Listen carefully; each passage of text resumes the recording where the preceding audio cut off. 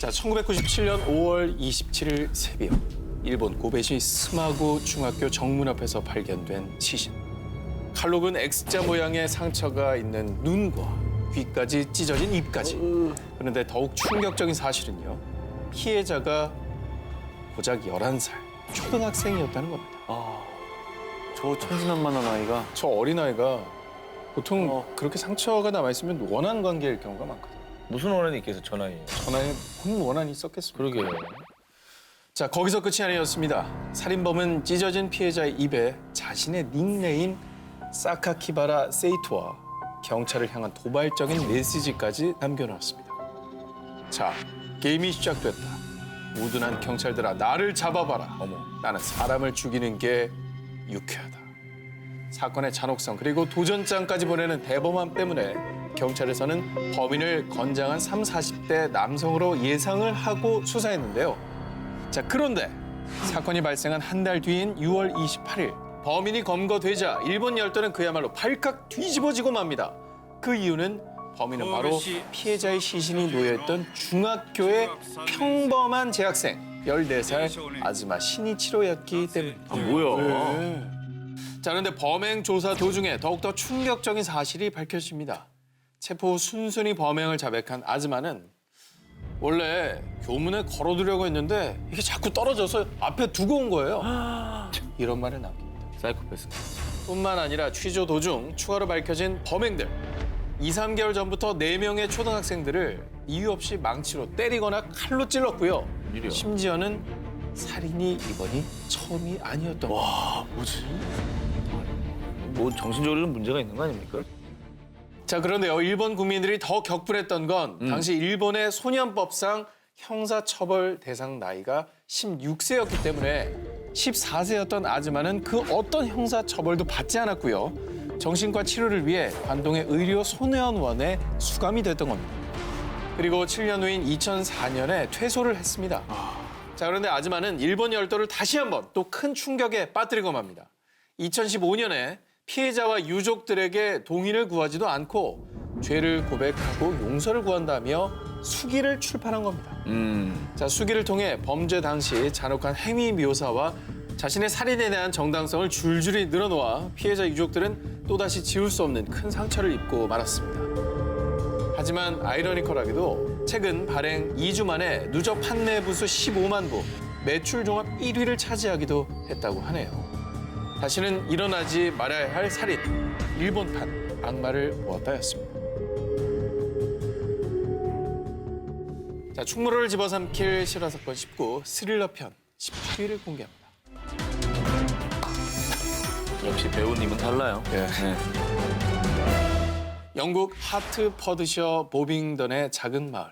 평화로운 이 마을에 갑자기 원인 모를 병이 번지기 시작합니다. 이유를 알 수 없는 경련과 마비 증상으로 하나 둘 쓰러지기 시작하는 사람들. 그리고 결국 사망자까지 나오고 맙니다.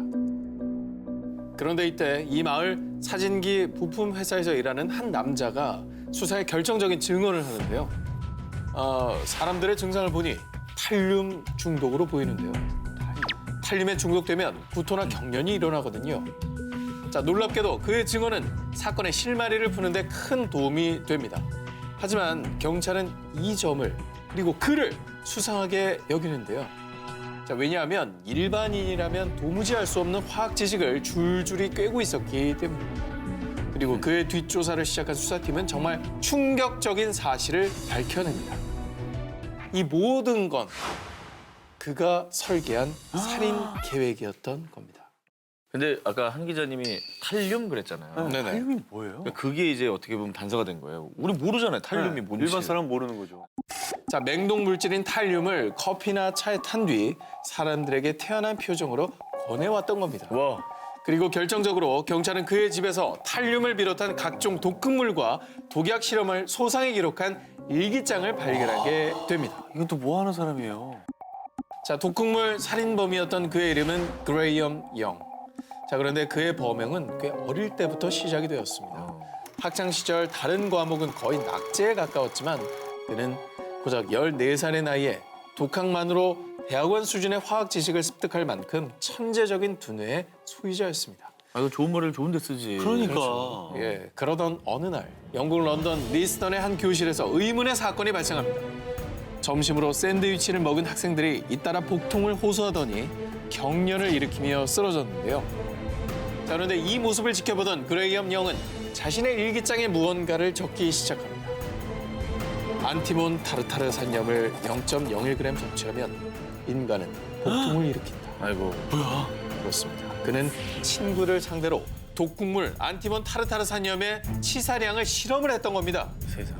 자, 그리고 1962년 15살이 되던 해 그레이엄의 의붓 어머니가 시신으로 발견이 되었는데 아, 이러지 말지. 어머니 또한 그레이엄 영의 독약 실험 대상이었던 겁니다. 결국 그레이엄 영은 살인 미수 혐의로 투옥됐지만 정신 이상 진단으로 정신병원에 위탁됐고요. 9년 뒤 완치 판정을 받고 퇴원한 그가 이번엔 영국 보빙던 마을에서 마을 사람과 또 회사 동료들을 대상으로 또다시 독극물 살인 사건을 계획, 실행을 했던 겁니다. 완치된 게 아니네. 왜 완치 판정을 내린 거예요, 도대체? 뭔가 연기를 한 거죠. 자, 이로 나가려고. 결국 종신형을 선고받은 그레이엄 영. 하지만 1990년 8월 42세의 나이에 심장마비로 생을 마감하고 맙니다. 자, 바로 다음 사건을 알려드리죠. 2005년 10월 일본 시즈오카. 자신의 블로그에 일기를 쓰기 시작한 한 여고생. 어제부터 어머니의 상태가 나쁘다. 전신에 발진이 일어나고 특히 얼굴에 증상이 심하게 나타났다. 어머니가 2, 3일 전부터 다리가 아프다고 하더니 거의 움직일 수 없게 됐다.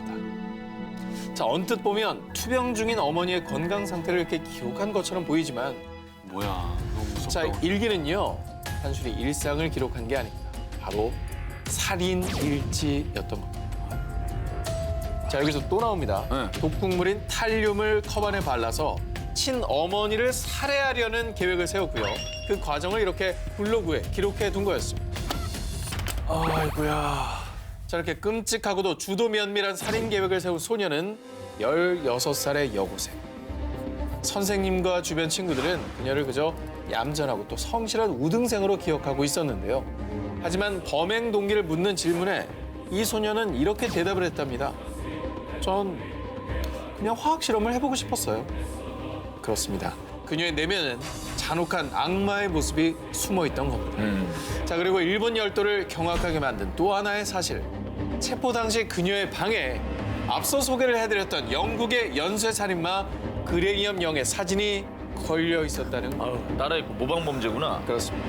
안 그래도 탈륨이라고 하길래 네. 어떻게 저렇게 동일한 우린 들어보지도 못한 독극물이 그러니까. 2번 나오나 했더니 존경하는 사람이었군요. 모방범죄. 별걸 다 존경하네.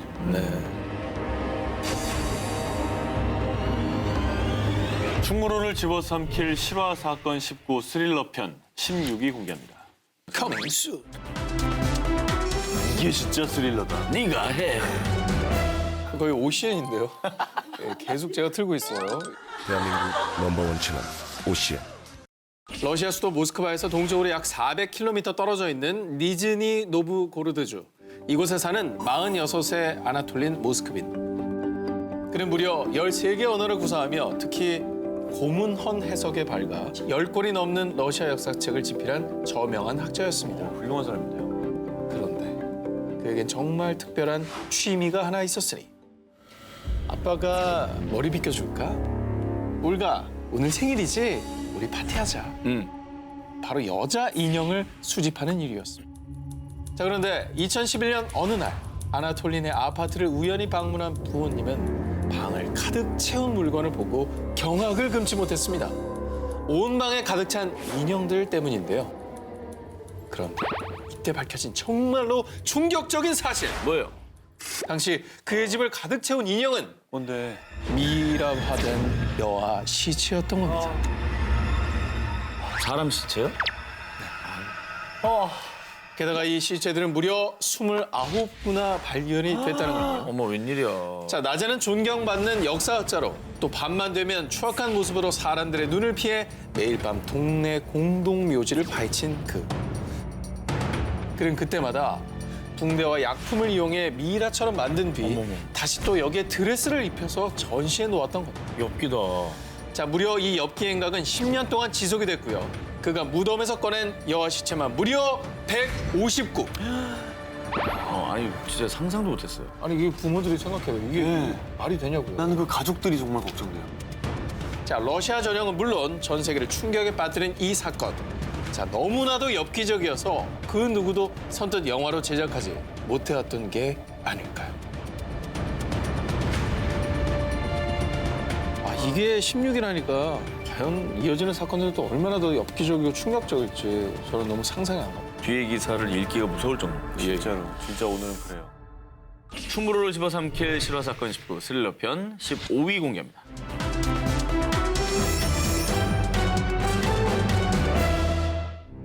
자신들만의 세계에 빠져 살았던 영국의 한 쌍둥이 자매가 있습니다. 그 세계에서 빠져나오기 위해서 그들이 택한 건 죽음이었습니다. 1982년부터 주말이면 어김없이 영국의 B 정신병원을 찾았던 영국의 저널리스트 마저리 윌리스. 그녀는 8, 90년대 영국 전역을 큰 충격에 빠뜨린 쌍둥이 자매 준과 제니퍼를 인터뷰하기 위해서 병원을 종종 찾았던 건데요. 그러던 어느 날 마저리를 본 쌍둥이 동생 제니퍼는 의미심장한 말을 건넵니다. 하절이 전 죽어야 해요. 왜냐하면 준과 저는 그렇게 약속했거든요. 제니퍼는 대체 왜 이런 말을 했던 걸까요?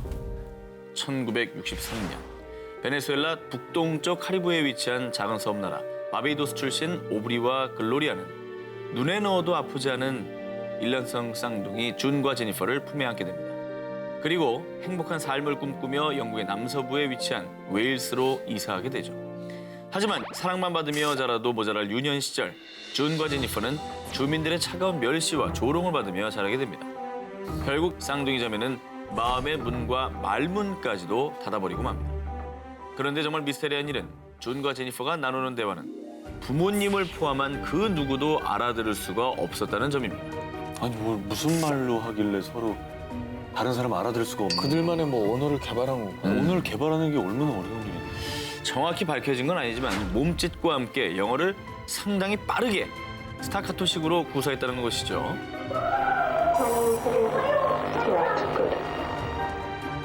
그래서 사람들은 이 자매를 두고 침묵의 쌍둥이, 악마의 쌍둥이라고 불렀습니다. 그러던 어느 날 준, 우리 심심한데 소설 하나 써볼까? 목표 없는 삶을 살아가던 자매는 함께 글을 써보기로 합니다. 장르는 범죄 스릴러물. 그런데 문제는 이야기로만 그친 게 아니라 실제 범행으로까지 이어졌다는 것이죠. 1981년 절도와 함께 건물 3곳의 방화를 저지른 준과 제니퍼는 1982년 18살의 나이로 법정에 선 뒤 정신병원에 갇히게 됩니다. 그런데 이 정신병원에서 믿을 수 없는 일이 발생합니다. 그 결과는 다음 주에 공개합니다. 아니 이렇게 쉬워 보여요?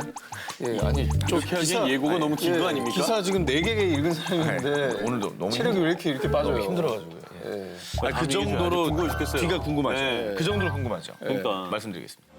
각자 독방을 쓰던 제니퍼와 준은 매번 서로 입이라도 맞춘 듯 한 명은 굶고 한 명은 과식하고요.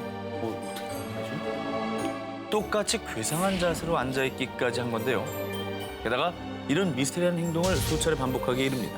와, 아니 어떻게 그렇게 같이 똑같은 행동을 할 수가 있는 거죠? 다 서로 다른 방에 있고. 그러니까 미스테리하다는 것이죠. 그리고 29살이 되던 1993년 3월 준과 제니퍼는 시설을 옮기게 됩니다. 그런데 차를 타고 이동하던 중 동생 제니퍼가 갑자기 의식을 잃고 쓰러졌고요. 안타깝게도 심장 발작으로 사망하고 맙니다. 그런데 아까 자매가 기자에게 했던 말 혹시 기억하시나요? 네. 마저리, 전 죽어야 해요. 왜냐하면 준과 저는 그렇게 약속했거든요. 준과 제니퍼 둘 중에 한 사람은 죽어야 한다는 약속.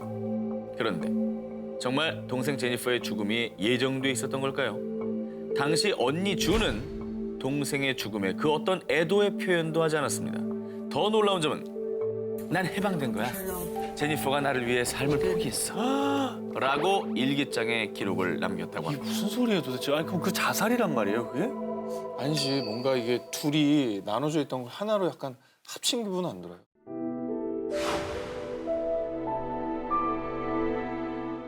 충무로를 집어삼킬 실화 사건 19 스릴러 편 13입니다.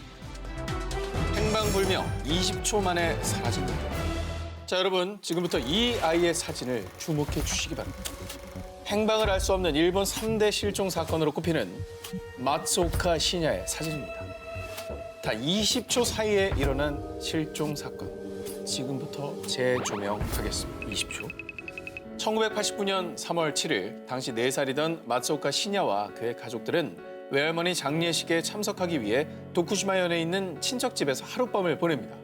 자, 시냐는 아버지와 형제들 그리고 사촌들과 함께 짧은 산책을 나섰다 돌아오는데요. 하지만 좀 더 산책하고 싶은 눈치의 시냐. 시냐, 그러면 아빠가 동생을 엄마에게 맡기고 올게. 라며 현관 기둥 앞에 시냐를 잠시 세워두었습니다. 자, 그리고 아빠가 다시 돌아오기까지 걸린 시간은 단 20초. 그런데 그 잠깐 사이에 시냐군이 이미 사라져버렸던 겁니다. 그 즉시 가족들은 집 뒤편의 야산과 동네 곳곳을 뒤졌지만 시냐를 찾을 수 없자 납치라고 생각하고 경찰에 신고합니다. 결국 경찰부터 지역 주민들까지 약 100여 명의 사람들이 동원, 샅샅이 수색에 나섰지만 안타깝게도 성과가 없었습니다. 뭐야? 자, 그로부터 6년 뒤인 1995년 일본 T 방송사에서 실종된 시냐를 찾기 위해 생방송까지 진행하게 되는데요. 방송 종료 5분 전 한 통의 미스테리한 전화가 걸립니다. 나는 가와사키에 사는 하야시라고 합니다. 익명만 보장해 준다면 시냐의 행방을 제보하겠습니다. 자, 그런데 진행자였던 와타나베 마리 아나운서가 결정적인 실수를 해버리고 마는 겁니다. 가와사키시에 사는 시상, 시냐의 행방을 알고 계신다고요? 뭐 하는 거야? 예, 정말. 뭐 하는 거야? 예, 정말 한석준 아나운서 같은 모습이 아닐 수 없네요. 저는 중요한 건 절 실수하지 않아요. 이분은 잘 까먹어서 저런 실수를 안 해요. 자, 이에 당황한 제보자가 전화를 그냥 끊어버렸고요. 당연하지. 끝내 전화는 걸려오지 않았습니다. 자, 그리고 사건이 발생한 지 어느덧 지금 30년이 흘러갔습니다. 찰나의 시간 20초. 대체 어떤 일이 있었던 걸까요? 시녀의 행방은 지금까지도 여전히 안타까운 미스터리로 남아있습니다.